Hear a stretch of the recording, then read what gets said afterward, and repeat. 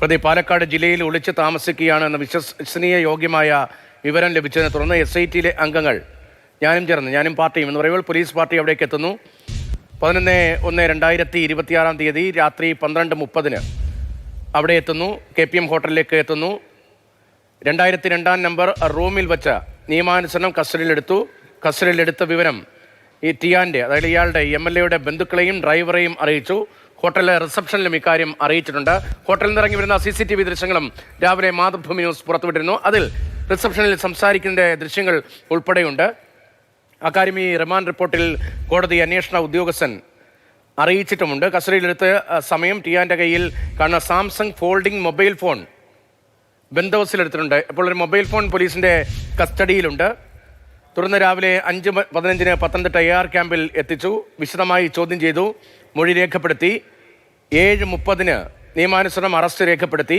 Arrest വിവരം ground of arrest records, അതായത് എന്തിന് അറസ്റ്റ് ചെയ്തു, എങ്ങനെയാണത് രേഖപ്പെടുത്തി തുടങ്ങിയ കാര്യങ്ങളൊക്കെ പ്രതിയുമായി ബന്ധപ്പെട്ട ആളുകളെ അറിയിക്കാൻ ശ്രമിച്ചു. പ്രതി അറിയിച്ചു. പക്ഷേ പ്രതി അത് കൈപ്പറ്റാൻ വിസമ്മതിക്കുകയായിരുന്നു.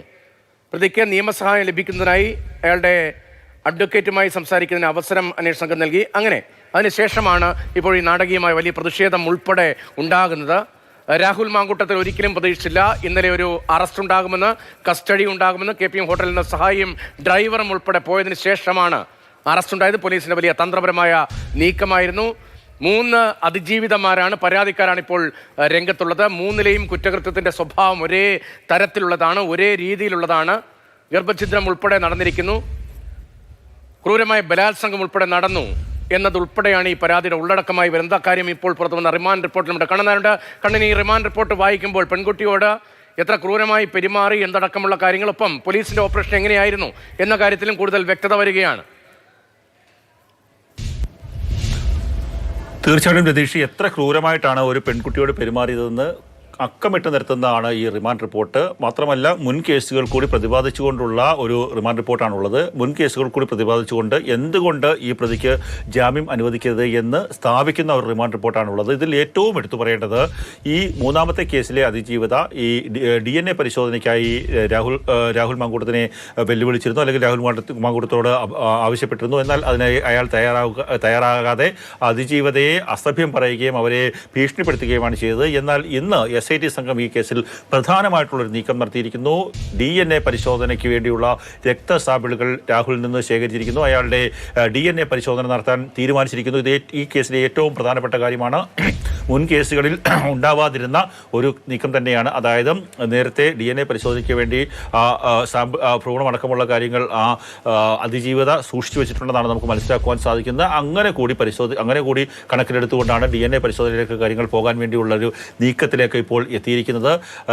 2024 ഏപ്രിൽ 4 മാസം 8 സംഭവം ഉണ്ടാകുന്നതെന്നാണ് പോലീസ് പറയുന്നത്, റിമാൻഡ് റിപ്പോർട്ടിൽ പറയുന്നത്. അതിൽ 4 മാസം 8 അതിജീവിതയെ ആദ്യം അവിടേക്ക് വരുന്ന ഹോട്ടലിലേക്ക് വരുന്നു. അതിനുശേഷം ഒരു 15 മിനിറ്റ് ശേഷമാണ് രാഹുൽ മാങ്കൂട്ടത്തിൽ ഈ ഹോട്ടലിലേക്ക് വരുന്നത്. ഒരു ബ്ലൂ ജീൻസും ടീഷർട്ടും ധരിച്ചാണ് അവിടേക്ക് എത്തിയത്. അവിടുത്തെ ഒരു റൂം നമ്പർ അടക്കം പറയുന്നുണ്ട്. ആ റൂമിൽ ഒരു ഹോട്ടലിൽ എത്തിയ ശേഷം അവിടെ വെച്ച് ക്രൂരമായി ആ റൂമിലേക്ക് എത്തുന്ന സമയത്ത് തൊട്ട് നേരെ ആ പെൺകുട്ടിയെ ക്രൂരമായി ബലാത്സംഗം ചെയ്യുകയാണ് എന്നുള്ളതാണ് റിമാൻഡ് റിപ്പോർട്ടിൽ അടിവരയിട്ട് പറയുന്നത്.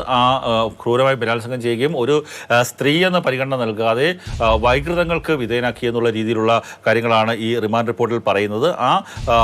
അതുകൊണ്ട് തന്നെ ഈ പ്രതിക്ക് ഒരു കാരണവശാലും ജാമ്യം അനുവദിക്കരുത് എന്നുള്ളതാണ് ഈ കേസിൽ പറയുന്നത്. ഒപ്പം തന്നെ പൊട്ടൻഷ്യൽ പരിശോധന അല്ലെങ്കിൽ ശേഷി പരിശോധന അടക്കമുള്ള കാര്യങ്ങൾ ഈ പത്തനംതിട്ട ജനറൽ ആശുപത്രിയിൽ നടത്തിയ പരിശോധനയിൽ നടത്തിയിട്ടുണ്ട്. ആ കാര്യങ്ങൾ കൂടി ഈ റിമാൻഡ് റിപ്പോർട്ടിലുണ്ട്. ഒപ്പം തന്നെ എടുത്തു പറയുന്നത് പോലീസിന്റെ ഭാഗമാണ് ക്രൂരത വിവരിക്കുന്നിടത്ത് ഈ പെൺകുട്ടിയെ ക്രൂരമായി ബലാത്സംഗം ചെയ്യുന്നു. മറ്റു ചിലതിനു കൂടി ശ്രമിക്കുന്നതിനിടയിൽ പെൺകുട്ടി വഴങ്ങാത്തതുകൊണ്ട് മുഖത്തടിച്ചു, പെൺകുട്ടിയെ ആക്രമിച്ചു എന്നതടക്കമാണ് ഈ റിമാൻഡ് റിപ്പോർട്ടിന്റെ ഭാഗമായി വരുന്നത്. തീർച്ചയായിട്ടും പലതരത്തിലുള്ള കാര്യങ്ങൾക്ക് ഇയാൾ പല തരത്തിലുള്ള കാര്യങ്ങൾക്ക് ഇയാൾ പെൺകുട്ടിയെ നിർബന്ധിക്കുന്നു. അതിന് വഴങ്ങാത്ത സമയത്ത് കർണത്ത് മുഖത്തടിച്ച് ഇയാൾ അയാളുടെ ഇംഗിതങ്ങൾ നടപ്പാക്കുന്നു എന്നുള്ളതാണ് ആ റിമാൻഡ് റിപ്പോർട്ടിൽ പറയുന്നത്. അതിനുശേഷം അയാൾ പലതവണ ഈ ലൈംഗിക ചുവയോടുകൂടി സംസാരിക്കുക തന്നെ ചെയ്യുന്നുണ്ടോ എന്ന് പറയുന്നു. ഇതിൽ എടുത്തു പറയേണ്ടത് പ്രതിക്ക് എന്തുകൊണ്ട് ജാമ്യം അനുവദിക്കരുതെന്ന് ഓരോ പോയിന്റ് അക്കമിട്ടാണ് ഇപ്പോൾ ഈ അന്വേഷണ സംഘം പറയുന്നത്. പ്രതി നിയമസഭാ സാമാജികനാണ്, ഉന്നത രാഷ്ട്രീയ. ആ പോയിന്റുകൾ വളരെ പ്രധാനമാണ്. ആ പോയിന്റുകളിലേക്ക് എത്താം. ഇപ്പോൾ മാവേലിക്കര സബ് ജയിലിലേക്ക് വാഹനവ്യൂഹം എത്തുന്നു. വാഹനവ്യൂഹം എന്ന് തന്നെ പറയേണ്ടി വരും. വലിയ സുരക്ഷയാണ്. ആ സുരക്ഷ എന്നത് കേരളമാകെ ഉയരുന്ന വലിയ പ്രതിഷേധത്തിന്റെ തുടർച്ചയായി പോലീസ് ഒരുക്കുന്ന സുരക്ഷയാണ്. മെഡിക്കൽ പരിശോധനയ്ക്കായി എത്തിച്ചപ്പോഴും തിരികെ ഇറക്കുമ്പോഴും വലിയ പ്രതിഷേധമുണ്ടായിരുന്നു. അത് DYFI ഉൾപ്പെടെയുള്ള സംഘടനകളുടെ ഭാഗത്തു നിന്നാണ്, യുവമോർച്ച ഉൾപ്പെടെയുള്ള സംഘടനകളുടെ ഭാഗത്തു നിന്നാണ്.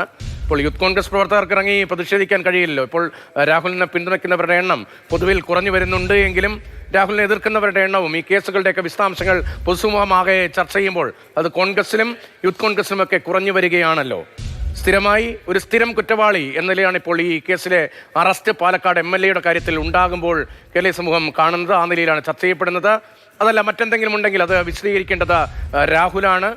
പക്ഷേ ഇതുവരെയും അത്തരമൊരു വലിയ പ്രതിരോധം ഡിഫൻഡ് രാഹുലിൻ്റെ ഭാഗത്ത് നിന്ന് ഉണ്ടായിട്ടുമില്ല. ഒരു സ്ഥിരം കുറ്റവാളി ഒരേ നിലയിൽ ഇപ്പോൾ വന്നിരിക്കുന്ന 3 പരാതികൾ ഏറെക്കുറെ സമാനമായ രീതിയിൽ പീഡനവും ഭ്രൂണഹത്യയും ഉൾപ്പെടെ നടന്നു എന്നതാണ് ഇപ്പോൾ പോലീസിന്റെ കണ്ടെത്തൽ. അക്കാര്യം പ്രതിരോധിച്ചുകൊണ്ട് രാഹുലിന്റെ ഭാഗത്ത് നിന്ന് കാര്യമായ വിശദീകരണം ഒന്നും ഉണ്ടാകാത്ത സാഹചര്യത്തിൽ സ്വാഭാവികമായും വലിയ പ്രതിഷേധങ്ങൾക്കുള്ള ഇടയുണ്ട്. ഇപ്പോൾ മാവേലിക്കരയിലേക്ക് വാഹനവ്യൂഹം എത്തുന്നു എന്നാണ് കരുതുന്നത്.